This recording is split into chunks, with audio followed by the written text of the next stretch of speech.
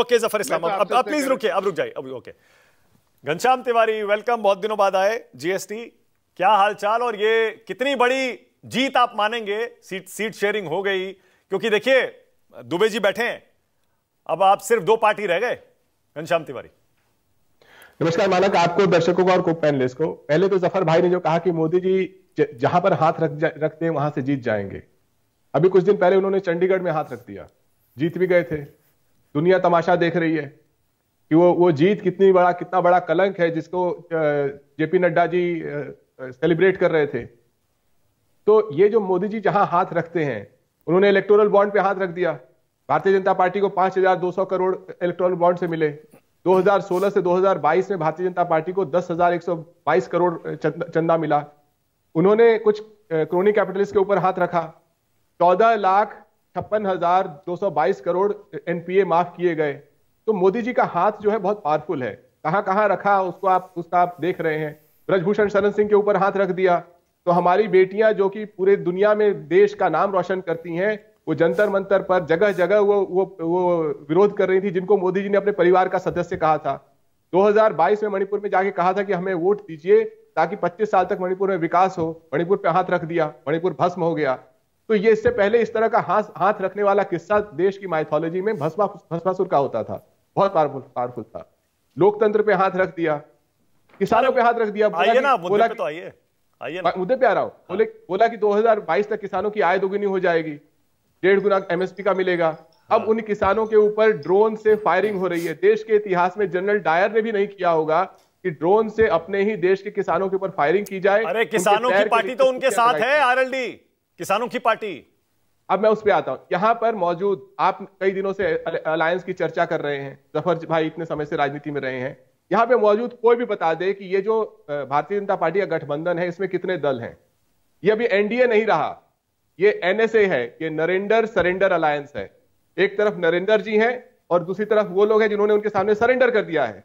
किसान सरेंडर नहीं कर रहे, उसका हिस्सा नहीं है। बेटियां सरेंडर नहीं कर रही, हिस्सा नहीं है। युवा सरेंडर नहीं कर रहे तो पेपर लीक कर देंगे। उत्तर प्रदेश में जो अभी हो रहा है 48 लाख युवा। अच्छा, जयंत चौधरी आपके साथ रहे तो बहुत बढ़िया, अगर उधर चले गए तो सरेंडर हो गए, ये क्या बात हुई भाई? नीतीश कुमार आपके साथ रहे तो बहुत बढ़िया, उधर चले गए तो सरेंडर हो गए, ये क्या बात है? आज अखबार में निकला है मानक जी, आज मीडिया ने बताया है कि भारतीय जनता पार्टी ने 30 ऐसी कंपनियों के ऊपर, सीबीआई और ईडी जिनके ऊपर धावा बोल रही थी, उन्होंने उसके बाद भारतीय जनता पार्टी को 335 करोड़ का चंदा दिया है इलेक्टोरल बॉन्ड से। तो ये सरेंडर है कि नहीं है? तो इस देश में सीबीआई, ईडी और तमाम तंत्र को लेकर के, उसमें से जयंत चौधरी की कौन सी कंपनी है? कैसी बात कर रहे हैं आप? नीतीश कुमार की कौन सी कंपनी है? ये तो उनके प्रवक्ता बताएंगे। अरे आप बताइए ना, आरोप आप लगा रहे हैं।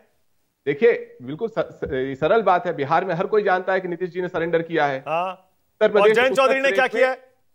ये तो उन किसानों से पूछिए जिनके ऊपर ड्रोन से हमला किया जा रहा है। क्या जयंत चौधरी जी अपने कुल खानदान का नाम रोशन कर रहे हैं उस सरकार के साथ खड़े होकर के? आपने सुना है मानक जी, आप दुनिया में किसी भी एक देश का नाम बताइए जहां पर उस देश के किसानों के ऊपर ड्रोन से हमला किया जा रहा है। वो किसान जिनके बेटों को अग्निवीर बनकर, मैं तो सेना के परिवार से आता हूं, इस देश के सेना का मोराल सबसे ज्यादा किसने डाउन किया है? तो इस अग्निवीर स्कीम ने डाउन किया है, जिसने उनको कॉन्ट्रेक्चुअल वर्कर बना दिया। और ये केवल देश के युवाओं का हाल नहीं है। आप अगर मोदी जी की राष्ट्रीय कार्यकारिणी की तस्वीर देखें, उन्हें माला पहनाया जा रहा है, उसमें उस माला को कौन लोग पकड़े हुए हैं? तो एक काम करिए ना घनश्याम तिवारी, तो एक काम करिए ना, अगर वाकई जयंत चौधरी की आरएलडी इतनी इररेलेवेंट, अप्रासंगिक है, तो कह दीजिए कि उनको 0 सीट मिलेगी और हम 80 की 80 अब जीत लेंगे, समाजवादी पार्टी, कांग्रेस और एक चंद्रशेखर आजाद रावण। मैंने अप्रासंगिक नहीं कहा, मैंने कहा ये नरेंद्र सरेंडर अलायंस है, ये एनडीए नहीं है।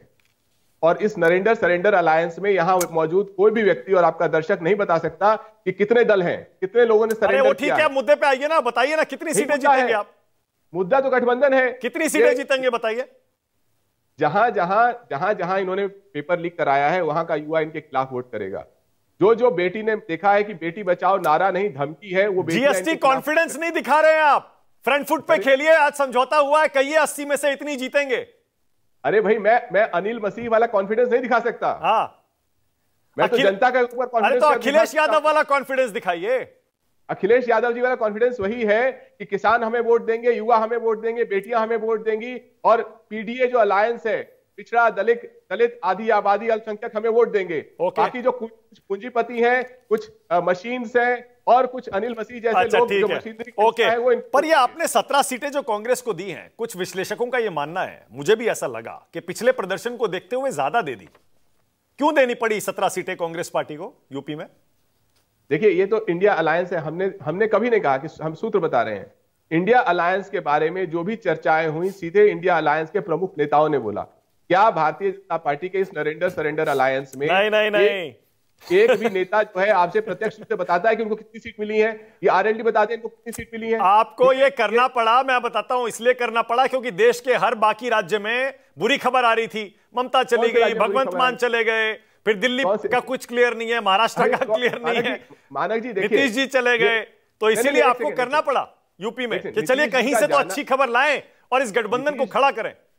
नीतीश जी का सरेंडर करना इस नरेंद्र सरेंडर अलायंस को, वो देश के लिए बुरी खबर है, क्योंकि वो तो बिहार का हर व्यक्ति है। जफर इस्लाम बिहार से आते हैं, इनसे पूछिए, हर व्यक्ति आहत है, स्वयं उनके कार्यकर्ता आहत है। अच्छा ठीक है, ओके। अनिल दुबे,